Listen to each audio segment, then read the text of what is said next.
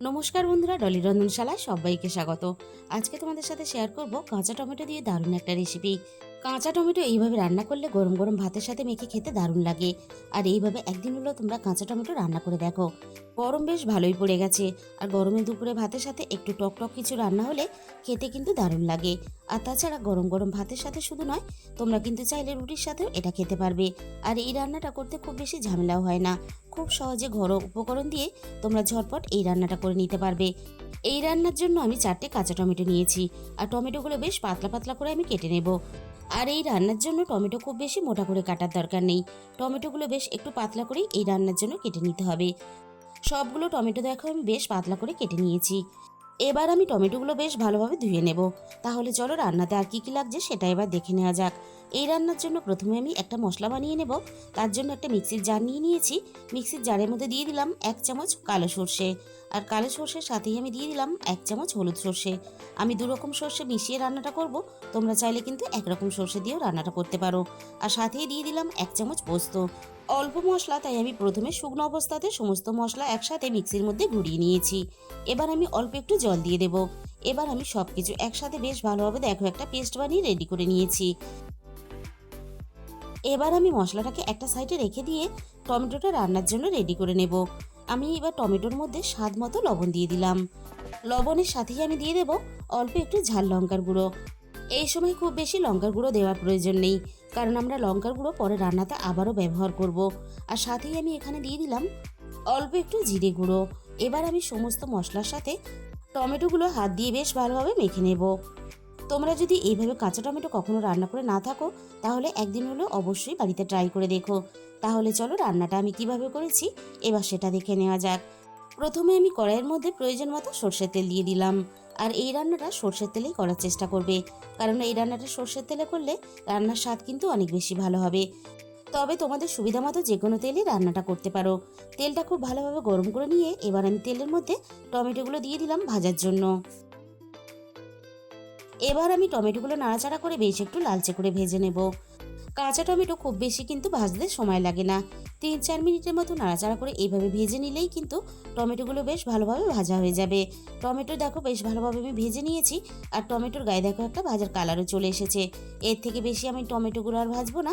এবার আমি সমস্ত ভাজা টমেটোগুলো কড়াই থেকে নামিয়ে নেব।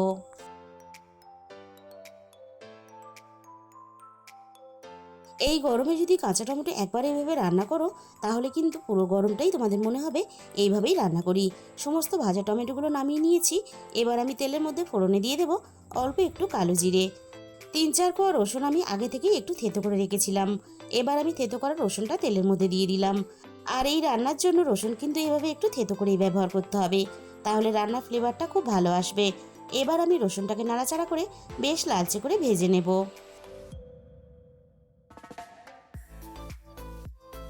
রসুনটা আমি ফোড়নের সাথে কয়েক সেকেন্ড নাড়াচাড়া করে বেশ লালচে করে ভেজে নিয়েছি। এর থেকে বেশি আমি আর ভাজবো না। এবার আমি এখানে দিয়ে দেব অল্প একটু জল, যাতে রসুনটা খুব বেশি পুড়ে না যায়।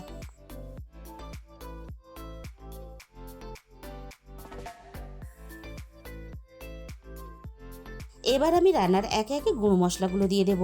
প্রথমে আমি দিয়ে দিলাম অল্প একটু প্রয়োজন মতো হলুদের গুঁড়ো, আর সাথেই আমি দিয়ে দেব ঝালের জন্য অল্প একটু লঙ্কার গুঁড়ো। আর ঝালের পরিমাণটা অবশ্যই নিজেদের স্বাদ মতো ব্যবহার করবে। আর এখানে দিয়ে দিলাম স্বাদ মতো লবণ। সবশেষে আমি স্বাদের ব্যালেন্সের জন্য অল্প একটু কয়েক দানা চিনি দিয়ে দিলাম। তবে তোমরা কেউ যদি টকটা বেশি পছন্দ করো, তাহলে চিনিটা ব্যবহার করার দরকার নেই।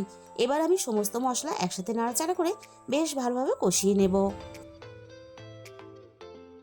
3-4 মিনিটের মতো আমি মশলাটাকে বেশ ভালোভাবে কষিয়ে নিয়েছি। এবারে আমি এইভাবে মশলাটা একটু ফুটতে দেব। মশলাটা বেশ ভালোভাবে ফুটে উঠেছে।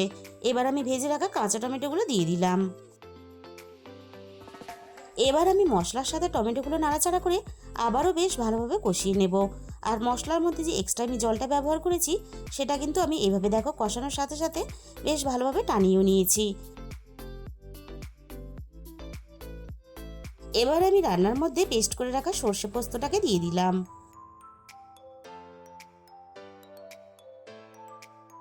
আবারও আমি সবকিছু একসাথে নাড়াচাড়া করে মিনিট 2-3 মতো বেশ ভালোভাবে কষিয়ে নেব। রান্নাটা আরও একটু ভালোভাবে পাক হওয়ার জন্য এবার আমি কড়াইটা একটু ঢাকা দিয়ে দেব। মিনিট দুয়েকের মতো আমি কড়াইটা ঢাকা দিয়ে দিয়েছিলাম। আর দেখো রান্নার সমস্ত তেলটা উপরে ভেসে উঠেছে।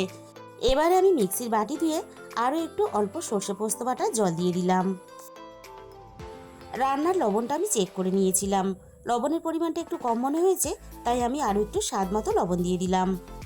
রান্নাটা আমি বেশ ভালোভাবে করে নিয়েছি। আর এরকম একটু হালকা গ্রেভি রেখেই রান্নাটা করতে হবে, তাহলে গরম ভাতের সাথে মেখে খেতে দারুণ লাগবে। সবশেষে আমি এখানে 1 চামচ কাঁচা সর্ষের তেল দিয়ে দেব। আর এই কাঁচা সর্ষের তেলটা অবশ্যই রান্নাতে ব্যবহার করবে। কাঁচা সর্ষের তেলটা দেওয়ার জন্য রান্নার স্বাদ কিন্তু অনেক বেশি বেড়ে গেল।